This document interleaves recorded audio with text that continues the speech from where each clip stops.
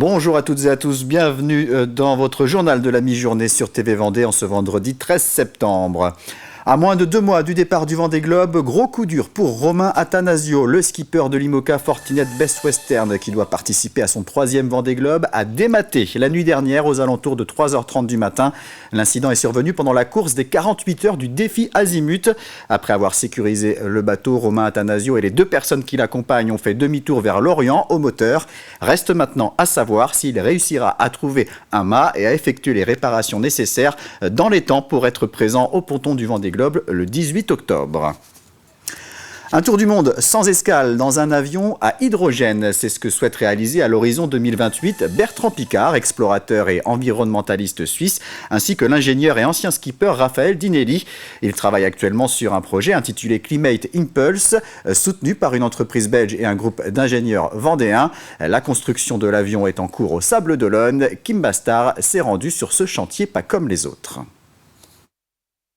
Derrière les portes de ce hangar des Sables d'Olonne se cache un projet unique au monde. La création d'un avion capable de faire le tour du monde sans escale, en volant uniquement grâce à l'hydrogène. Un défi appelé Climate Impulse, imaginé par l'explorateur suisse Bertrand Piccard et l'ingénieur et navigateur Raphaël Dinelli, 2 habitués des voyages sans émission. Ce projet a pour but de réaliser le premier tour du monde en avion à l'hydrogène non-stop, de 8 à 9 jours, qui devrait se réaliser dans quelques années. Il s'agit de construire l'avion, réaliser un premier, que ce soit au niveau technologique, aventure humaine et aventure écologique. Donc ça demande d'avoir une capacité de stockage, de compression et de gestion de l'hydrogène qui est assez unique. Et c'est vraiment ça qui est la barrière technologique sur laquelle les équipes sont en train de travailler. Et nous, on accompagne justement Climate Impulse par rapport à ça. Pour donner vie à cet avion, les scientifiques de Syensco, le principal partenaire du projet, travaillent avec les ingénieurs et techniciens de 49 Sud depuis février 2024. Aujourd'hui, la main-d'œuvre vendéenne s'affaire à terminer le cockpit de l'avion. Là, je fais un faux longeron qui va aller dans l'avion au niveau du support de l'aile. C'est une pièce donc, qui est formée de plusieurs tissus de carbone. C'est un assemblage. Entre deux, on met une mousse pour rigidifier. Les techniciens le savent, ils n'ont pas le droit à l'erreur. Un travail de précision qui s'inscrit dans une démarche écologique novatrice. Donc ça fait quand même déjà très longtemps qu'on dit qu'il faut arrêter de brûler les énergies fossiles. Je pense que maintenant, nous les humains, on est suffisamment intelligents avec les technologies pour faire avancer les choses. Donc faut y aller, il y a un temps, il faut y aller, faut le faire. C'est très passionnant, on n'a pas du tout de mal à se lever le matin pour aller travailler. Fin 2025, l'avion devrait être opérationnel. Les vols tests avec à bord ces 2 pilotes pionniers sont prévus pour courant 2026. Y aura-t-il des éoliennes sur le territoire du pays de Pouzauges? Les conseils municipaux des communes concernées vont décider mardi prochain du maintien ou non des zones ouvertes à tel ou tel type de production d'énergie. Un sujet qui suscite des inquiétudes dans le monde agricole. Ce jeudi matin, des membres de la coordination rurale ont manifesté devant le bâtiment de la communauté de communes. Ils ont pu échanger avec la présidente qui s'est voulue rassurante. Nous sommes actuellement dans une restitution d'une concertation. Donc la concertation, elle a eu lieu sur l'ensemble des communes du pays de Pouzauges. Il n'y a absolument pas de projet éolien à ce jour sur le territoire de Pouzauges. Il n'y a aucune décision sur ce sujet-là qui est prise et qui est absolument pas à l'ordre du jour. On est bien dans une consultation de la population. Donc le mot d'ordre, c'est plutôt de rassurer.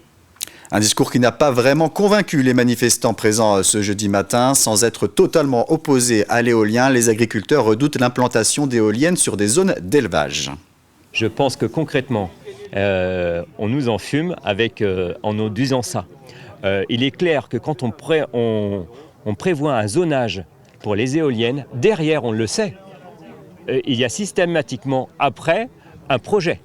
Il ne faut pas rêver. C'est pas quand on sera en train de choisir le promoteur ou autre, ou quand le promoteur fera son enquête d'utilité publique, il faudra le faire. Nous, voilà, on a une expérience terrain ailleurs. Donc, fort de cette expérience-là, on ne veut pas du projet éolien dans le bocage. Qu'il soit en plaine, on est d'accord. Par contre, là où il y a l'élevage, il y a des problèmes, on le sait. Donc pourquoi y aller ?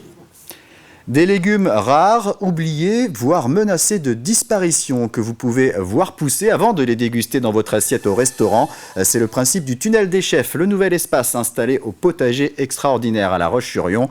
Les légumes cultivés sous 2 serres de 400 mètres carrés chacune ont été choisis par des chefs cuisiniers vendéens qui les incorporeront ensuite dans leurs plats. Reportage Kim Bastard.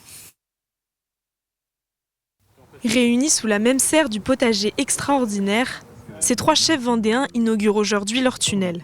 C'est le début d'une nouvelle aventure et d'un partenariat humain avec 3 restaurateurs et la création d'un tunnel des chefs qui a pour objectif de promouvoir sur notre territoire des légumes un peu rares, oubliés, surprenants pour que les amateurs de bonne cuisine puissent les retrouver sur les tables du territoire. Concrètement, les chefs ont eu 1 an pour parcourir les allées du potager extraordinaire, sélectionner, puis cuisiner des légumes parfois oubliés. Là, on n'est pas sur la taille de la tomate cerise, on est plutôt sur une tomate groseille, myrtille. Sous le tunnel des chefs poussent actuellement les espèces choisies avec soin. D'ici quelques temps, ces légumes seront servis dans leurs restaurants respectifs. Alors le légume que j'ai choisi sur le parc, c'est le haricot de Soissons.